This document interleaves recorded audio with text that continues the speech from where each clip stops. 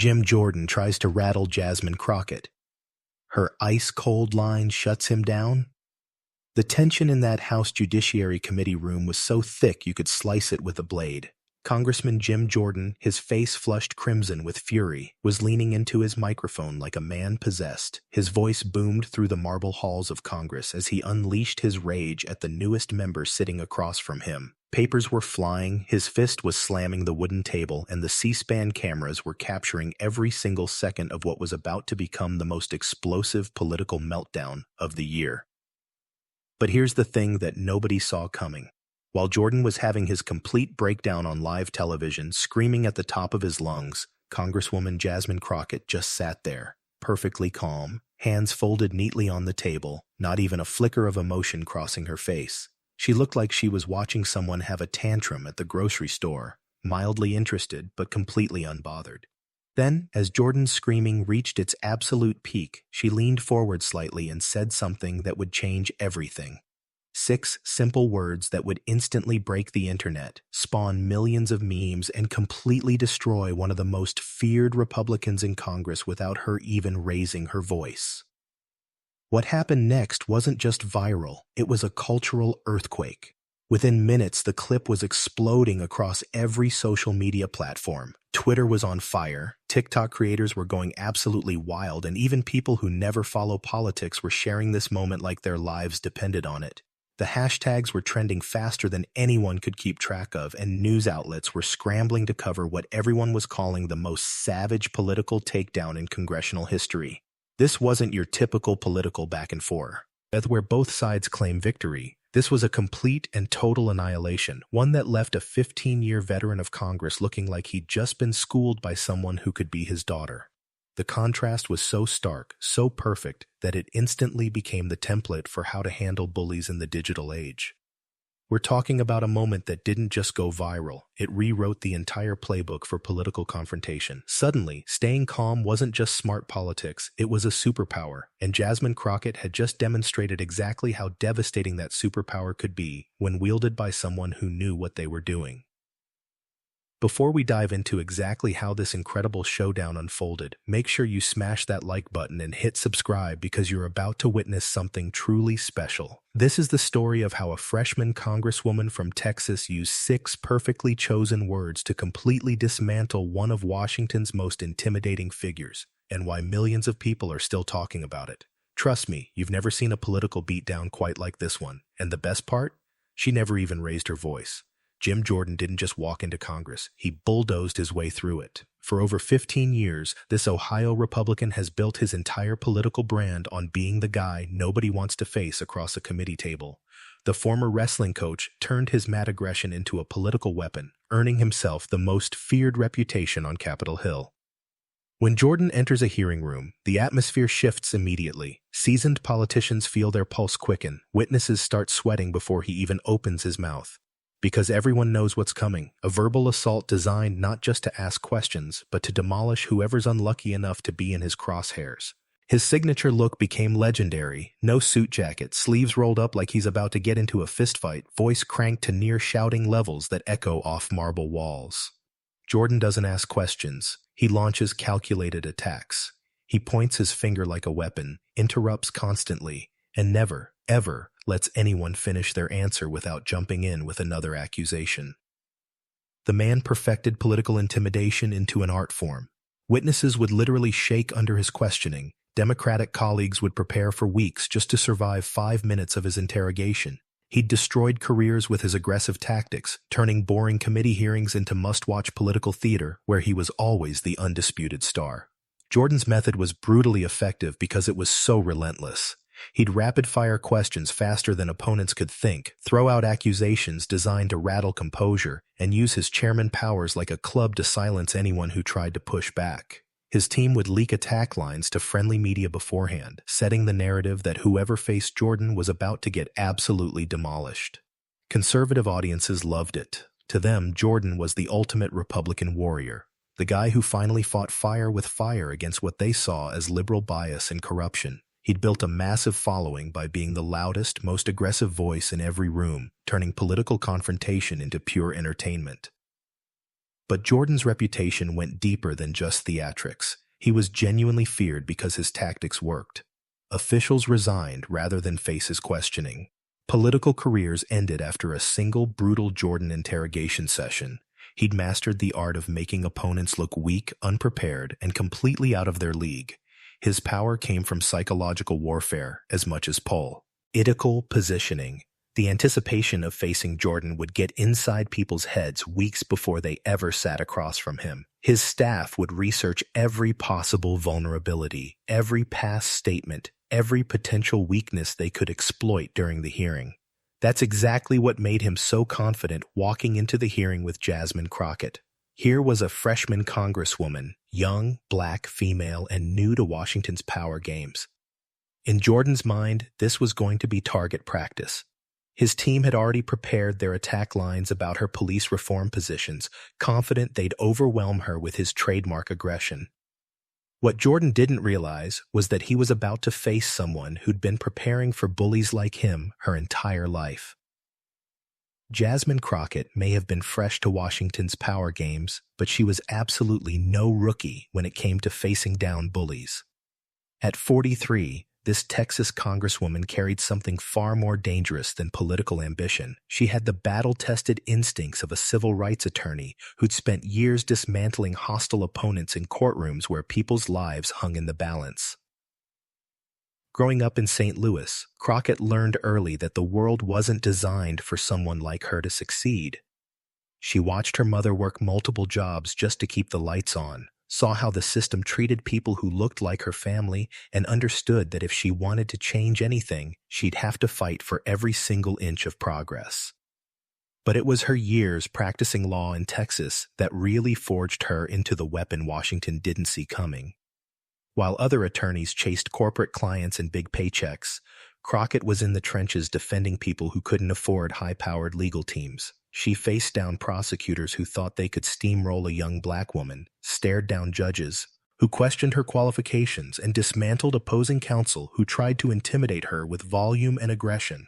Every single courtroom battle taught her the same lesson. Staying calm under pressure wasn't just a skill, it was a superpower. She'd learned to let hostile opponents overextend themselves while she methodically built her case, piece by piece, fact by fact, until their entire argument collapsed under the weight of evidence.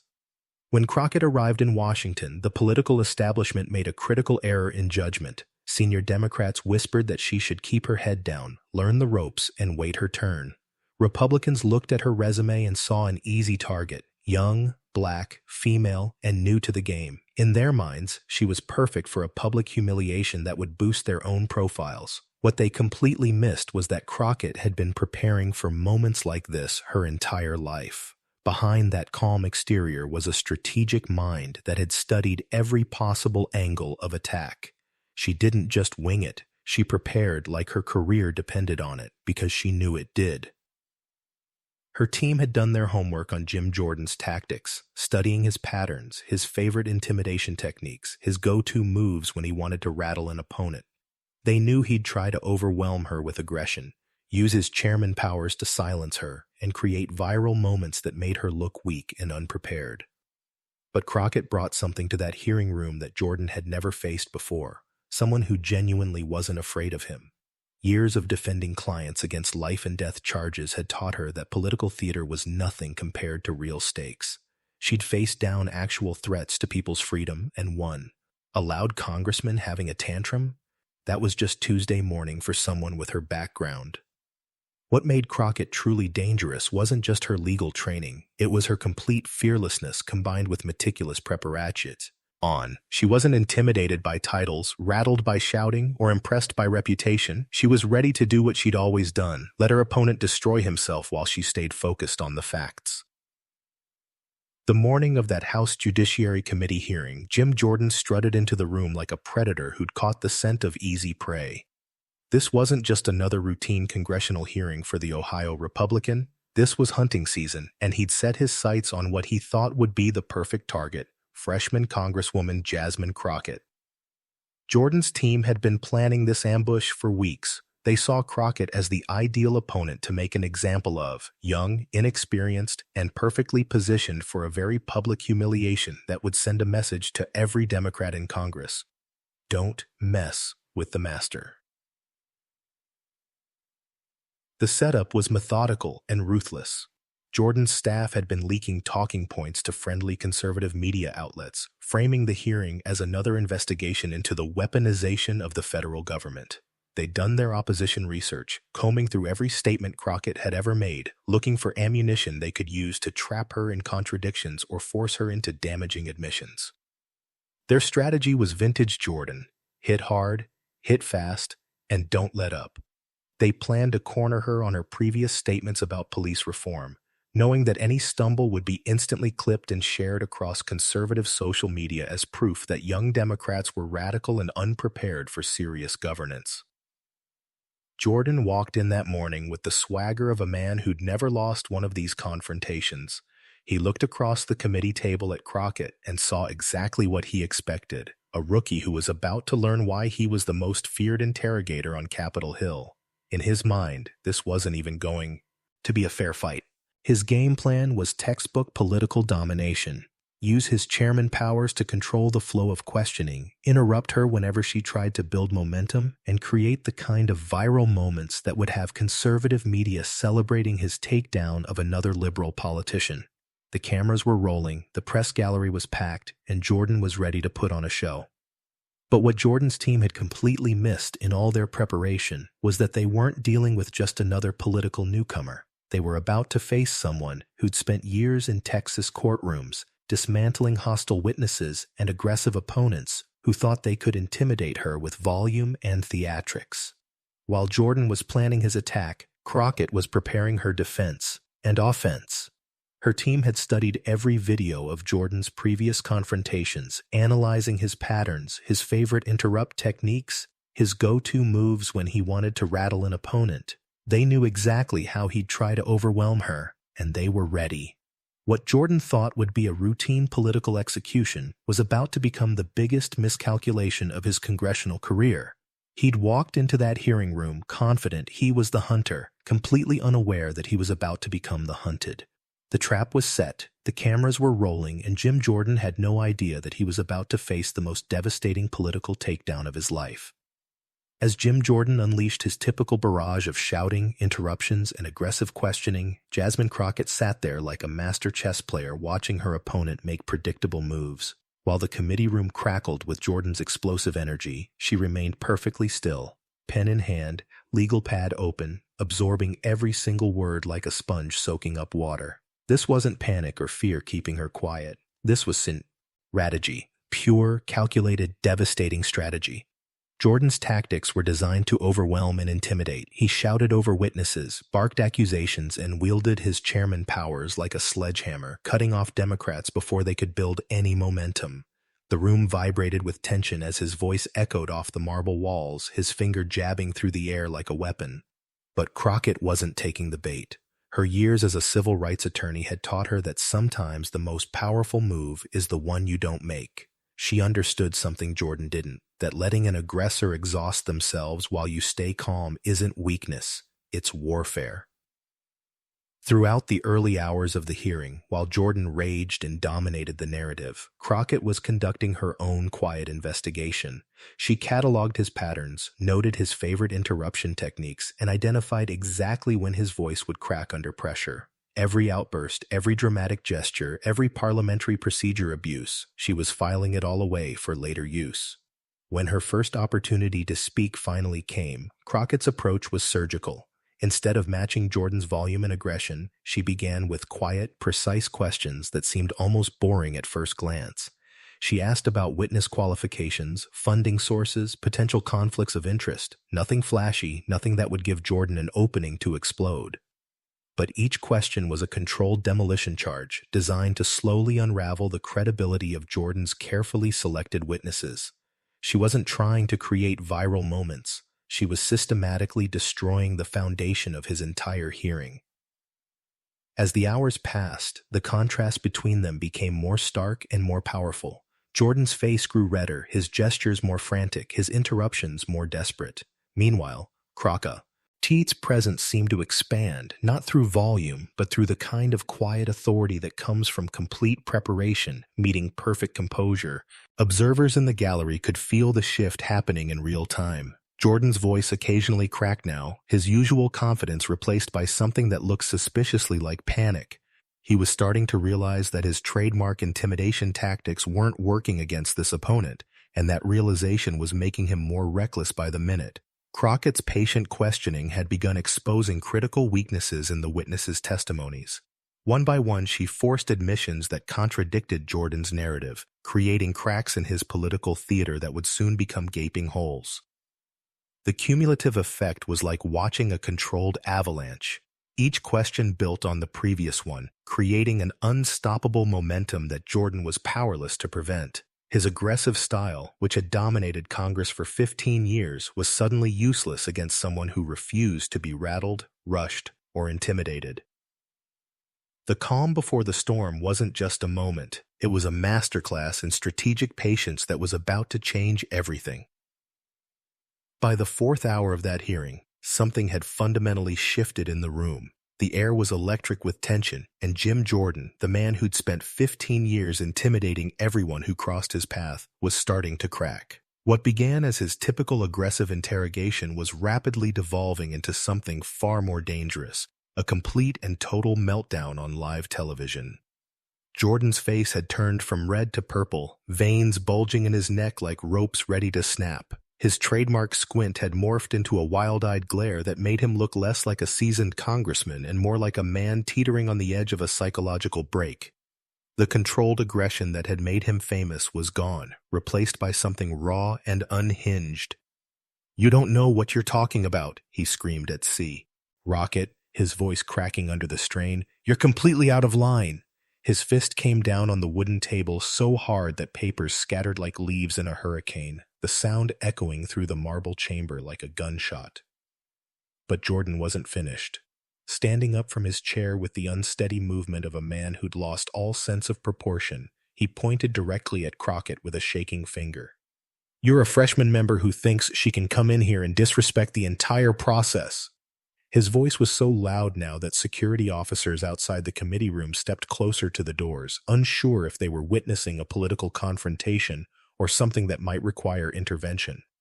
The other committee members sat in stunned silence. Even hardcore Republicans who normally cheered Jordan's aggressive tactics were exchanging uncomfortable glances. This wasn't political theater anymore.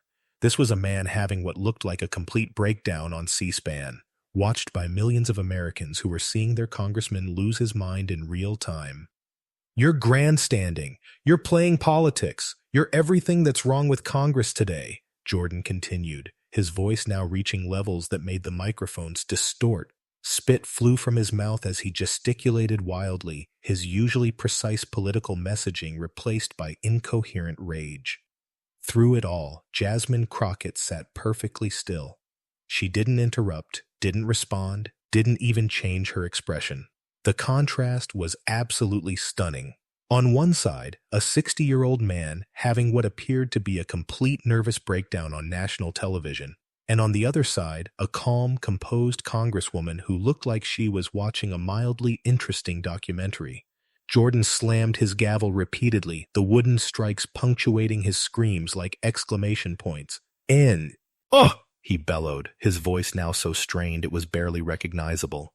"I will not sit here and watch you destroy the reputation of honest Americans." The cameras captured every second of his meltdown in brutal detail. His purple face, his shaking hands, his wild gestures, it was all being broadcast live to a nation that was witnessing the spectacular implosion of one of Congress's most feared interrogators. When Jordan finally paused to catch his breath, the room was so quiet you could hear the air conditioning humming. Everyone was staring, waiting to see what would happen next in this unprecedented display of political self-destruction.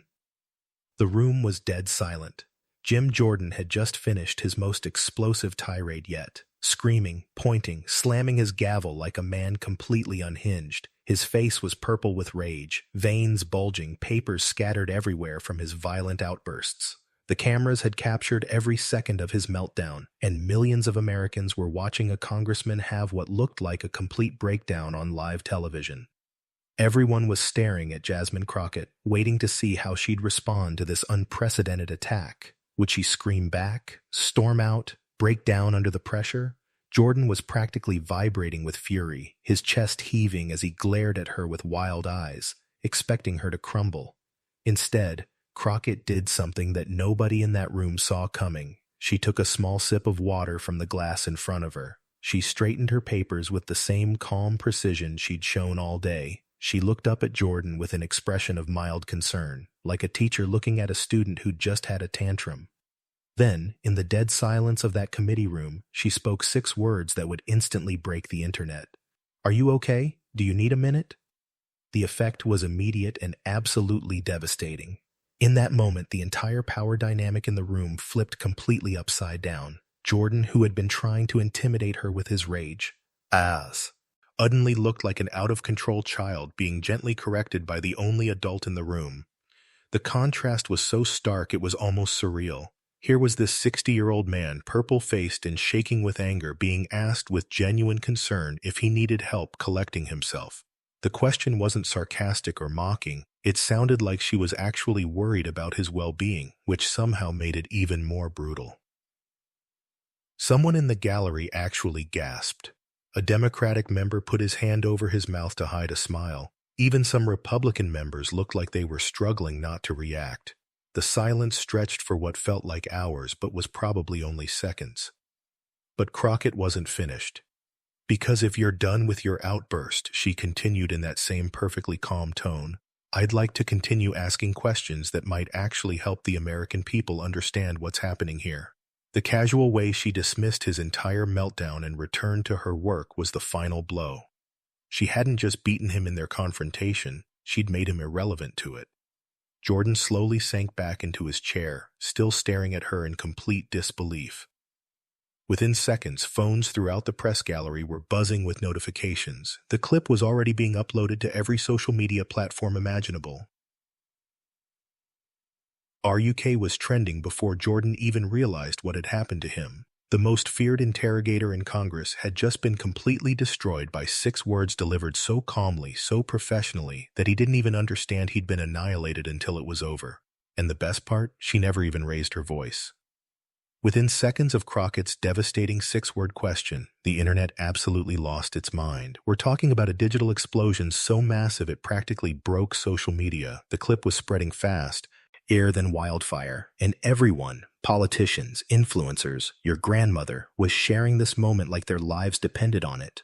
Twitter became ground zero for the chaos. The hashtag #RUOK moment shot to #1 trending within minutes, with thousands of tweets pouring in every second. Conservative users who'd initially cheered for Jordan were suddenly posting things like, "I disagree with her politics, but damn, that was cold as ice." Liberal accounts were going absolutely wild, sharing the clip with captions like, "This is what preparation looks like," and "When you try to intimidate someone who actually knows what they're doing." But TikTok? That's where the real magic happened. Content creators immediately recognized viral gold when they saw it. Within hours, there were thousands of videos using Crockett's audio over clips of everything from toddler meltdowns to reality TV drama. One particularly brilliant creator dubbed her voice over footage of a cat calmly watching a dog have a breakdown, and it got 2 million views overnight. The memes were absolutely ruthless and hilarious. One showed Jordan's red face next to a thermometer exploding, captioned, "When you're used to intimidating people but meet someone who studied for the test." Another featured Crockett's calm expression with the text, "POV, you just watched someone destroy their own career in 4K. The creativity was off the charts. Instagram influencers were having a field day. Political accounts that normally got a few thousand likes were suddenly pulling in hundreds of thousands as they broke down the psychological genius of Crockett's response. Communication experts were posting video analyses explaining why her approach was so devastatingly effective, turning a political moment into a masterclass that millions were eager to learn from. Even mainstream media couldn't ignore the tsunami. CNN played the clip on repeat for hours, with anchors barely containing their amazement. MSNBC dedicated entire segments to what they called the most savage political takedown in recent memory. Fox News found themselves in the awkward position of trying to defend Jordan while secretly admiring Crockett's tactical brilliance. The international reaction was just as explosive. British newspapers ran headlines like "American Politician Masters the Art of the Polite Assassination." European political commentators were using the moment to analyze different cultural approaches to handling conflict. The clip was being translated into dozens of languages, proving that the power of composed strength transcends borders. What made this viral moment truly special wasn't just the numbers, though they were staggering. It was how it united people across political lines. Republicans were grudgingly respecting Crockett's game, Democrats were celebrating like their team just won the Super Bowl, and millions of Americans were finally seeing what real leadership looked like under pressure. The phrase, "Are you okay? Do you need a minute?" became an instant cultural phenomenon, spawning merchandise, inspirational quotes, and even academic studies. This wasn't just another viral political moment. It was a blueprint for how to handle bullies that would be referenced for decades to come. The political earthquake that followed that six-word question reshaped both careers in ways neither Jim Jordan nor Jasmine Crockett could have imagined. Within 24 hours, their trajectories had completely reversed, one ascending to national stardom, the other facing the most damaging moment of his political life. For Jasmine Crockett, the aftermath was nothing short of spectacular. Her congressional office was flooded with over 20,000 messages of support in the first 48 hours. Donations to her campaign fund quadrupled overnight, with contributions pouring in from across the country. Democratic Party leaders who had barely known her name were suddenly calling her personal cell phone, offering prime committee assignments and invitations to headline major fundraising events. The media attention was relentless but overwhelmingly positive. Every major network wanted exclusive interviews with the congresswoman who had just redefined political confrontation. Cable news shows competed to book her, and her calm, measured responses in these follow-up interviews only reinforced the impression that America had discovered a new kind of political leader. Political strategists immediately began mapping out Crockett's future. Within a week, there was serious talk about Senate runs, cabinet positions, and even higher aspirations. She had become the face of a new generation of leaders, prepared, professional, and utterly fearless when facing down established power. But for Jim Jordan, the aftermath was a political nightmare. The man who had built his entire brand on intimidation and dominance suddenly looked weak and out of control. Conservative media outlets that had once celebrated his aggressive tactics began publishing pieces questioning whether his approach was outdated and counterproductive. His approval ratings plummeted, particularly among suburban voters who saw his meltdown as unprofessional and embarrassing. Republican colleagues started distancing themselves from his confrontational style, worried that his tactics were hurting the party's image with key demographics they needed to win over. Jordan's subsequent congressional appearances were markedly different. Gone was the shouting and table pounding. He seemed almost subdued, carefully modulating his tone and avoiding the kind of personal attacks that had backfired so spectacularly. The change was so noticeable that political reporters wrote entire articles analyzing his new approach. The broader impact extended far beyond these two individuals. The confrontation became a watershed moment in American political discourse, marking the end of the era where volume and aggression automatically translated to power. Congressional hearings became more civil almost overnight, with members acutely aware that any loss of composure could be instantly clipped and shared with millions. Universities began incorporating the exchange into their political science curricula as a perfect example of strategic communication. Business schools used it to teach conflict resolution and emotional intelligence. The phrase, "Are you okay? Do you need a minute?" became shorthand for staying calm under pressure. For Crockett, that moment launched a national career that continues to rise. She had proven that preparation beats intimidation, that facts trump fury, and that sometimes the most powerful response is the quietest one. For Jordan, it was a harsh lesson that in the age of viral video, losing your temper can cost you everything, including the reputation it took decades to build. The confrontation between Jasmine Crockett and Jim Jordan didn't just create a viral moment, it rewrote the entire rulebook for political confrontation in the digital age. What happened that day established a new blueprint that's fundamentally changing how politicians handle aggressive opponents and workplace bullies everywhere. For decades, the old rules of politics were simple. Whoever shouted loudest won. Jim Jordan had mastered this approach, using volume, intimidation, and aggressive theatrics to dominate opponents and control narratives. But Crockett's response proved those tactics were not just outdated, they were now liabilities in a world where every moment is recorded and shared instantly. The new political playbook prioritizes preparation over performance, facts over fury, and emotional intelligence over raw aggression. Political consultants immediately began teaching what became known as the Crockett method.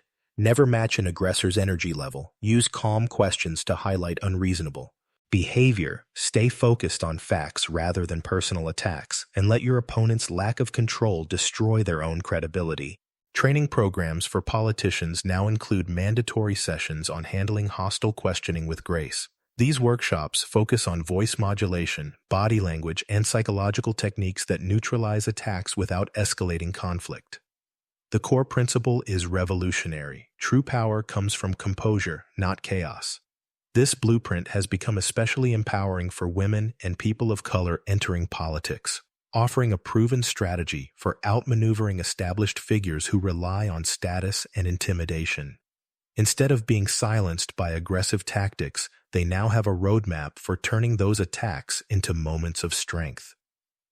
The ripple effects extend far beyond politics. Corporate training programs adopted Crockett's approach for handling difficult colleagues and aggressive supervisors. Law schools teach her techniques as examples of effective courtroom strategy.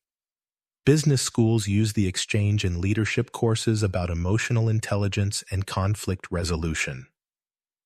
Media coverage has evolved too. News programs now analyze how candidates manage pressure and maintain credibility rather than just focusing on who delivers the best soundbites. The viral success of Crockett's calm response proved that social media actually amplifies composed authority faster than outrageous outbursts. Most importantly, this new blueprint dismantles the toxic myth that leadership requires intimidation. Crockett proved that true strength is quiet but resolute, rooted in knowledge, preparation, and unwavering emotional control. Her 6-word question became more than a comeback. It became a cultural reset. The message is clear. In our interconnected world where every moment can go viral, the leaders who thrive will be those who can stay calm under pressure, respond with facts instead of fury, and understand that the most powerful response to aggression is often the coup. Test 1. Jasmine Crockett didn't just destroy Jim Jordan that day. She created a blueprint for the future of American leadership that will influence political discourse for generations to come.